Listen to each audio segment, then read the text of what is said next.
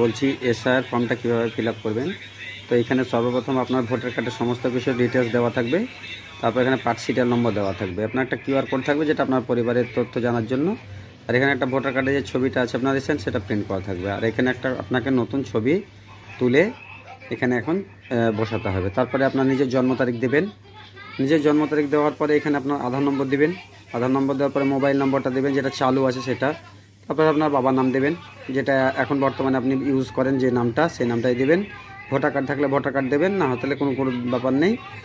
মায়ের নাম দেবেন, যেটা বর্তমানে আপনি ইউজ করেন সব জায়গাতে, সেটাই দেবেন।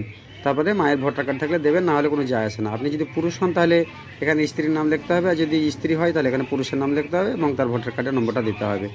এবার মেন ফ্যাক্টর যেটা হচ্ছে যে 2002 সালে যদি আপনার ভোটার কার্ডের নাম লেখে থাকে তাহলে এখানে আপনার নিজের নামটা দিতে হবে, ভোটার কার্ডের নম্বর দিতে হবে, বাবা মায়ের নাম যেটা আপনি মানে 2002 সালের লিস্টে যেটা আছে সেই লিস্টের নাম অনুযায়ী আপনাকে লিখতে হবে।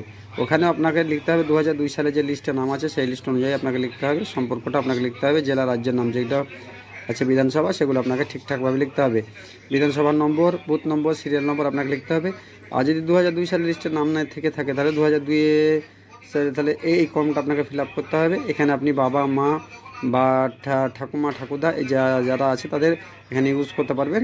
তাহলে বাবা যদি হয় তাহলে বাবার নাম দেবেন, মা যদি ইউজ করেন তাহলে মায়ের নামটা দিবেন, সেখানে ভোটার কার্ডের নম্বরটা দিবেন, মায়ের বাবার নাম দিবেন, সম্পর্ক কী দাঁড়াচ্ছে তাদের দেবেন, জেলা রাজ্যে যেগুলো আছে সেগুলো ফিল আপ করতে হবে। তারপরে নিচে দেখে এখানে একটা সই করার পরে আপনাকে এখানে একটা বিএলও সই করে দেবে, নিয়ে আপনি এটা জমা করে দেবেন।